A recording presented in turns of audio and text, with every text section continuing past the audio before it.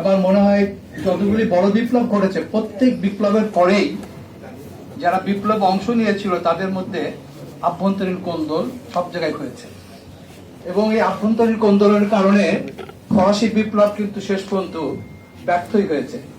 এরপরে নেপোলিয়ন আসছে, আবার রাজতন্ত্রে ফিরে এসেছে বাংলাদেশে। কিন্তু একটা বিষয় আমাদেরকে মানতে হবে, সেটা হলো সেই বিপ্লব এমন কতগুলি পুরানো ঘটনাকে শেষ করে দেয়, সেটা ফিরে আসে না। যেমন বাংলাদেশে শেখ হাসিনা সুযোগ পেয়ে আবার ফ্যাসিবাদ কায়েম করেছে, কিন্তু ৭৫-এর পরে একদলীয় শাসন কিন্তু সে ফিরে আনে, তার ফিরে আনা সম্ভব না। এবং আপনারা দেখবেন যে ফরাসি বিপ্লব ব্যর্থ হয়েছে, কিন্তু যে সাম্য মৈত্রী স্বাধীনতার যে বাণী তখন ফুটে উঠছিল, সেই বাণী পুরা ইউরোপ ছড়িয়ে পড়েছিল। সেই বাণীর উপর ভিত্তি করে ইউরোপে এখন একটা যে উদার গণতান্ত্রিক রাষ্ট্র দেখি, সেটা কিন্তু আছে। বাংলাদেশেও আপনি যতগুলি শেখ হাসিনার ফ্যাসিবাদী আমলে যা কিছু ঘটে গেছে, অনেক ঘটনা যেটা হয়তো ফিরে আসবে না, কিন্তু এই যে সংঘাত এবং বিবর্তনগুলি ঘটছে, এইসব ব্যাপারে আমাদের অতীত থেকে শিক্ষা নেওয়া উচিত। আর অতীতের আপনারা জানেন যে রুশ বিপ্লবের পরেও বলশেভিক বেলশেভিক যুদ্ধ হয়েছে। এমনকি সোভিয়েত ইউনিয়নের পতনের পরে এখন যারা ক্ষমতা আছে তারা কিন্তু সমাজতান্ত্রিক সেই সোভিয়েত ইউনিয়নে ফিরে যায় নাই। সুতরাং এই প্রত্যেক বিপরীতই পজিটিভ জিনিসগুলি আছে, আমরা এই পজিটিভ গুলি জিনিস যাবো। এবং এই ক্ষেত্রে এখন যে ঘটনাগুলি ঘটছে, একটা আমি বেশি আগাবো না, কারণ এখানে অনেক সময় হয়ে গেছে। সেটা হলো যে একটা কথা এখানে ফখরুল ভাই আছেন, আমি বলি যে অনেক এই যে উস্কানি বা মানে বল প্রয়োগ, উস্কানি কি জিনিস আমি বুঝি না।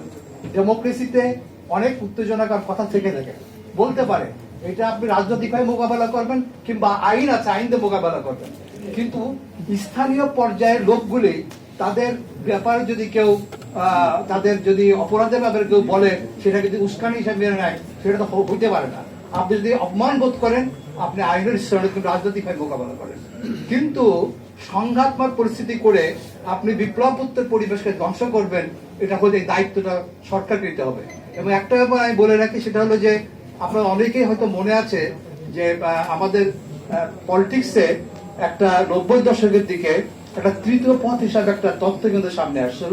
বেসিক্যালি এটা আমেরিকাতে বিল ক্লিন্টনের সময় এই তৃতীয় পথটা হয়েছিল, সেটা অত্যন্ত কার্যকর একটা পথ হয়েছিল। সেটা কি, যে একটুখানি যে রিপাবলিকান অনেক কনজারভেটিভ ছিল, কিন্তু বিজ্ঞানীদের অনেক কনজারভেটিভ দাবি, যেটা বিল ক্লিন্টন এত কৌশল করে পালন করে এক্সিকিউট করে ফেলাইছিলেন, যার ফলে কিন্তু সাংঘাতিক আর পপুলার অবস্থান হয়েছে, যে কারণে দ্বিতীয়বার তিনি কিন্তু বিপুল ভোটে নির্বাচিত হয়েছিলেন। আমাদের দেশে প্রবলেম হয় যে যখনই অপোজিশন কোনো কথা বলে, সেটাকে একটা শত্রুতার পর্যায়ে নিয়ে যাওয়া হয়, এটা হওয়া উচিত না। আমি মনে করি যে ডেমোক্রেসিতে যেমন একদিকে মত প্রকাশ স্বাধীনতা থাকবে, অন্যদিকে কোনো কোনো গোষ্ঠী, ইভেন এই গণতান্ত্রিক রাষ্ট্রে যদি একটা লোক নাস্তিকও হয়, তারও কথা বলার অধিকার থাকা উচিত, আমি যেটা মনে করি, একটা নাস্তিকেরও। সুতরাং আজকে যে সংকট, আজকে আমি একটা জিনিস আলমগীর ভাই বলবো, যে সরকারের উদ্যোগে এই জুলাই বিপ্লবে সত্যি যদি আপনারা মনে প্রাণে নিয়ে থাকেন, তাহলে জুলাই যারা শহীদ হয়েছে এই দ্বিতীয় বর্ষকে, সেই শহীদ পরিবারদেরকে আপনারা এক জায়গায় আনেন এবং তাদের অন্তরে বলেন যে আমরা আপনাদের সাথে আছি। এরকম একটা উদ্যোগ সরকার নিতে পারে। একই সঙ্গে পার্লামেন্টকে, স্বপন ভাই বলে গেছেন, পার্লামেন্টকে কার্যকর করতে হলে অবশ্যই অপোজিশনের সাথে মিলেমিশে, এই অনুগত অপোজিশন বহু বছর থাকতে থাকতে সরকার সবসময় মনে করে যে অপোজিশন বুঝে অনুগতই থাকতে হবে না।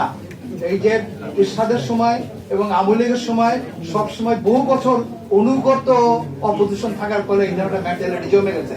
সুতরাং অপোজিশন তার কথা বলবে, ঐক্যর জায়গাটা দৃঢ় রাখার জন্য সরকারকে দায়িত্ব নিতে হবে।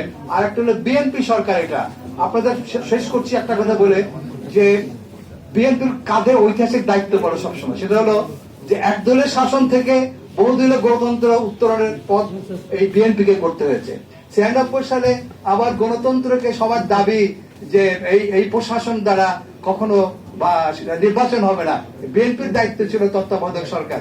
আওয়ামী লীগ বারবার স্বৈরশাসন আনবে, এটার থেকে উত্তরণের কাজ করতে হবে বিএনপিকে, এটা একটা ঐতিহাসিক দায়িত্ব আছে। সেই ঐতিহাসিক দায়িত্ব আবার বিএনপির কাঁধে আসছে। সুতরাং সতর্কতার সাথে এই অতি উৎসাহী লোকাল কিছু পোলাপানের কারণে একটা গণতন্ত্রের বিপ্লব ব্যর্থ হয়ে যাবে, এটা হতে পারে না। ধৈর্যের একটা ব্যাপার আছে ডেমোক্রেসিকে। সবাইকে ধৈর্যশীল হওয়া এবং সবকিছু নিয়ে আলোচনার পর খোলা রাখার আহ্বান জানিয়ে আমার বক্তব্য এখানে শেষ করছি। আল্লাহ হাফেজ। বাংলাদেশ জিন্দাবাদ।